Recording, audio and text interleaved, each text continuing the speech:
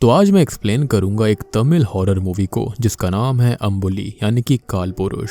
ये movie YouTube पर Hindi dub में भी अवेलेबल है, आप जाकर देख सकते हैं या फिर आप इसको ZEE5 पर भी वॉच कर सकते हैं। बाकी हाल ही में ही मैंने बहुत ही इंटरेस्टिंग स्पेनिश और थाईलैंड और इंडोनेशियन मूवीज को एक्सप्लेन किया है। बाई चांस अगर आप तक नोटिफिकेशन नहीं आई है तो जल्दी से जाकर देख लेना, उन वीडियोस का लिंक आपको नीचे पिन्ड कॉमेंट में मिल जाएगा। तो चलिए अब बिना किसी देरी के चलते हैं सीधा वीडियो की तरफ।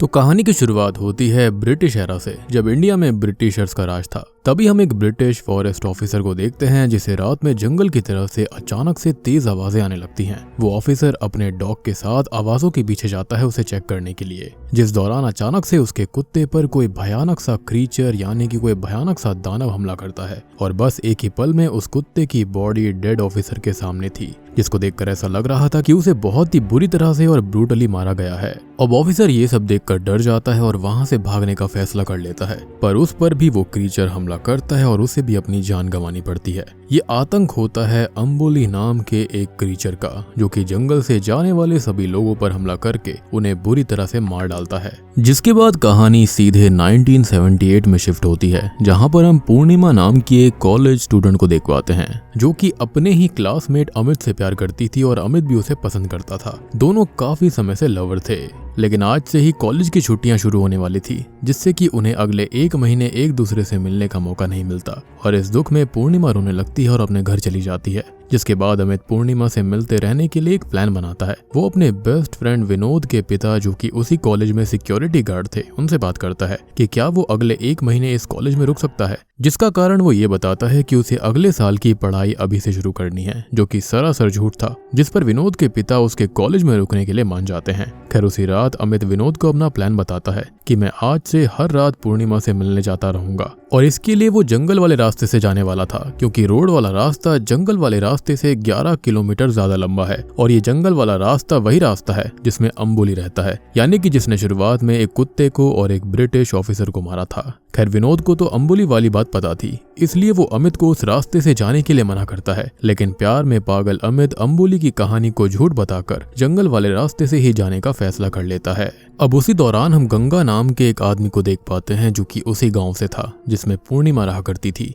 गंगा अपनी बेटी के साथ रात में उसी रास्ते से जा रहा होता है जहां पर अंबुली था, जिसके लिए उसकी बेटी उसे बार बार इस रास्ते से जाने के लिए मना करती है। लेकिन गंगा उस वक्त शराब के नशे में धुत था, जिस वजह से वो उसकी बातों पर इतना ध्यान ही नहीं देता और उसको लेकर इसी रास्ते से जाने लगता है। जिसके बाद वही होता है जिसका डर था। अंबुली गंगा की बेटी पर हमला करके उसे घसीटते हुए जंगल के अंदर लेकर चला जाता है, जिसके अगले ही पल वो गंगा पर भी हमला करता है और उसे अधमरी हालत में कर देता है। कुछ ही देर के बाद में कुछ गांव वाले गंगा को ढूंढते हुए उसी जंगल में आए थे, जहां पर उन्हें वो बेहोशी की हालत में दर्द से तड़पता हुआ मिलता है। वो सभी उसे गांव के वैद्य के पास लेकर जाते हैं और ये खबर गांव के मुखिया तक भी पहुंच गई थी। जिसके बाद मुखिया खुद आकर गंगा से पूछता है, क्या तुमने देखा कि अंबुली कैसा दिखता है? लेकिन गंगा इतने नशे में था कि वो इस सवाल का जवाब नहीं दे पाता। असल में आज तक किसी ने भी अंबुली को देखा ही नहीं था, और जो देखने वाले थे वो बचे ही नहीं थे। सबको बस इतना पता था कि वो भयानक सा इंसान के शरीर में राक्षस जैसा है। अंबुली से बचने के लिए गांव वालों ने गांव और जंगल के बीच एक दीवार बनाई थी और सभी को जंगल के रास्ते से ना आने के लिए भी कहा था। खैर तभी अमित को दिखाया जाता है, जो कि जंगल के ही रास्ते गांव तक पहुंचता है और किसी तरह पूर्णिमा के घर तक भी पहुंच जाता है, जहां पर वो पूर्णिमा से मिलता है। और तब हमको पता चलता है कि पूर्णिमा असल में मुखिया जी की ही बेटी है। खैर आगे अमित पूर्णिमा से मिलकर वापस जंगल के रास्ते लौटने लगता है, जिस बीच उस पर अंबुली का हमला होता है, जिससे वो बाल बाल बचता है, पर इतना उसे डराने के लिए काफी था। वो ये बात अपने दोस्त विनोद को बताता है, जिसके बाद दोनों फिर से उसी रास्ते पर जाते हैं ताकि वो देख सके कि वो है कौन। लेकिन इस बार उन्हें अंबुली वहां पर दिखाई नहीं देता। अब अगले दिन विनोद के पिता को ये बात पता चल जाती है कि दोनों पिछली रात जंगल के रास्ते पर गए थे, जिसके लिए वो विनोद के ऊपर बहुत चिल्लाते हैं और उसे अंबुली का सच बताते हैं कि आज से लगभग 40 साल पहले सूर्य ग्रहण के दिन इसी गांव की एक गर्भवती औरत अपने घर से बाहर निकल गई थी, जिसके बाद उसके बच्चे के ऊपर सूर्य ग्रहण का बहुत बुरा असर हुआ। जब उसने अपने बच्चे को जन्म दिया तब उसका शरीर आधा इंसान और आधा राक्षस जैसा था। उसका बच्चा दिखने में किसी हैवान से कम नहीं था। अब उस बच्चे ने अपने जन्म के कुछ ही पलों में वहां पर खड़ी हुई औरतों के ऊपर हमला करके उन्हें बुरी तरह घायल कर दिया था, जिसके बाद सब समझ गए थे कि ये बच्चा इंसान नहीं है और इसको मार देने में ही सबकी भलाई भलाई है, लेकिन उसकी माँ ने उस बच्चे को घर के पीछे वाले जंगल में कहीं छोड़ दिया था और खुद की जान ले ली, जिसके बाद कभी भी किसी ने उस बच्चे को दोबारा नहीं देखा। लेकिन इससे उसका आतंक खत्म नहीं हुआ। उसने गांव के लोगों पर और पालतू जानवरों के ऊपर हमला करना शुरू कर दिया, उनको मारना शुरू कर दिया, जिसके बाद वो उनके शरीर को खा जाया करता था। और इसी वजह से उसका नाम अंबुली रख दिया गया, जिसका मतलब काल पुरुष भी होता है। खैर, तभी अमित और विनोद को इस कहानी पर इतना भरोसा नहीं होता, क्योंकि बस सूर्य ग्रहण से कोई बच्चा इंसान से राक्षस कैसे बन सकता है। इसके लिए वो इस बारे में और पता करने के लिए अपने गांव के एक दोस्त चंदन से मिलता है, जिसकी दादी को अंबुली के बारे में काफी पता था, क्योंकि वो भी उस वक्त वहां पर थी जब अंबुली का जन्म हो रहा था और उनके हाथ पर अंबुली ने हमला करके उनको काट भी लिया था। लेकिन दादी से बात करने के बावजूद भी दोनों को ही अंबुली के बारे में कुछ ज्यादा बातें पता नहीं चलती,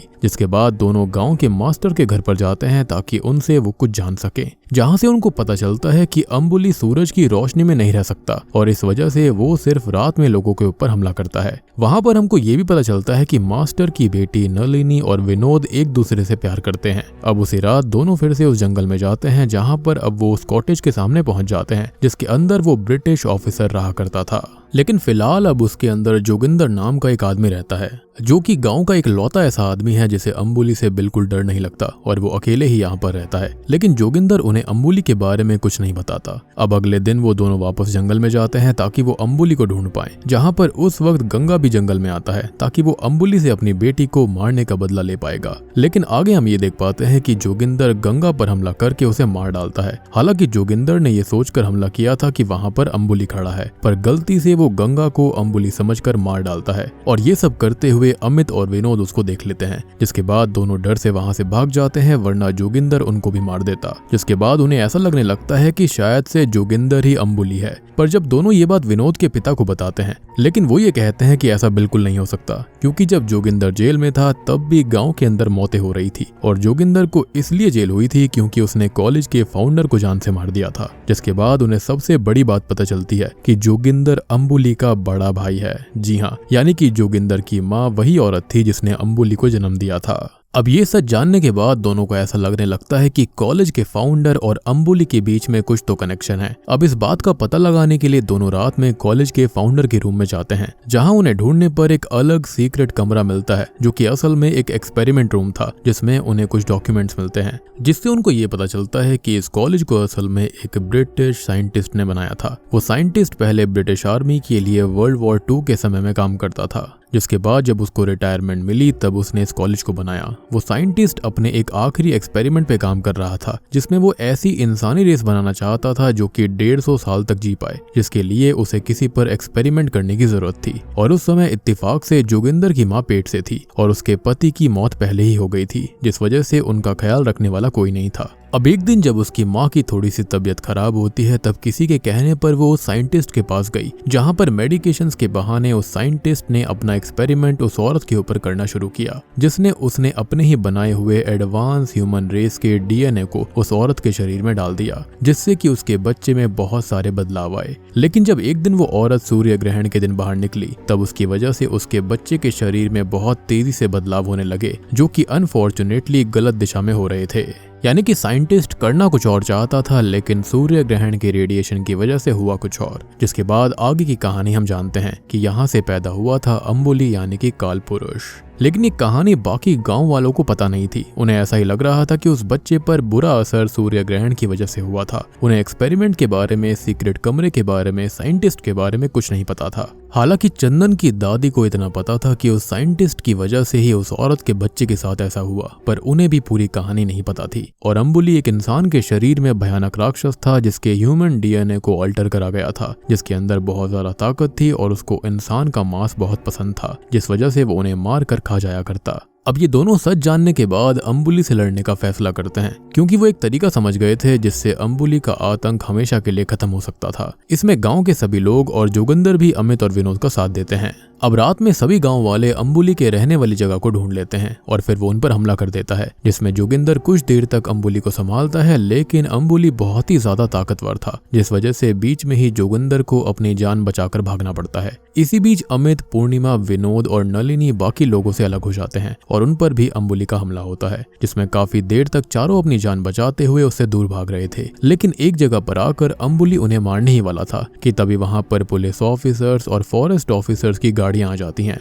जिन पर भी अम्बुली भारी पड़ने लगता है। पर समय पर वहां जोगिंदर वापस आता है, जो कि इस बार बहुत बहादुरी से अम्बुली से लड़कर उसे काफी देर तक रोक कर रखता है, जिस बीच अम्बुली को बेहोश करने वाला इंजेक्शन दे दिया जाता है और फाइनली उसके बेहोश होने के बाद उसे कैद कर लिया जाता है ताकि उसके बारे में और बातें पता की जा सकें। बेसिकली अब उसके ऊपर एक्सपेरिमेंट्स होने वाले थे, जिसके बाद मूवी के एंडिंग सीन में हम देखते हैं कि अम्बुली को जिस बॉक्स में बंद किया गया था वो बहुत तेजी से हिल रहा था और अम्बुली गुस्से से अंदर से चिल्ला रहा होता है, यानी कि उसे शांत कराना इतना भी आसान नहीं है और उसका खतरा कभी भी वापस आ सकता है। और बूम, इसी के साथ में काल पुरुष यानी कि अम्बुली मूवी यहीं पर खत्म हो जाती है। तो दोस्तों ये थी अम्बुली फिल्म की कहानी। उम्मीद करता हूँ कि आपको ये तमिल हॉरर मूवी पसंद आई होगी। इस मूवी को आप YouTube पर ही जाकर देख सकते हैं, जो कि काल पुरुष के नाम से अवेलेबल है। और अगर आप इसको और ज्यादा हाई क्वालिटी में देखना चाहते हैं तो आप इसे ZEE5 पर भी देख सकते हैं, जो कि फ्री में अवेलेबल है। उम्मीद करता हूँ कि आपको फिल्म अच्छी लगी होगी, कॉन्सेप्ट अच्छा लगा होगा। 2012 के हिसाब से कॉन्सेप्ट काफी सही था। तो वीडियो पसंद आई हो तो लाइक कर देना, चैनल के ऊपर नए हैं तो सब्सक्राइब कर लीजिए। तो मैं आप सबको मिलता हूँ अगली वीडियो के साथ में, तब तक के लिए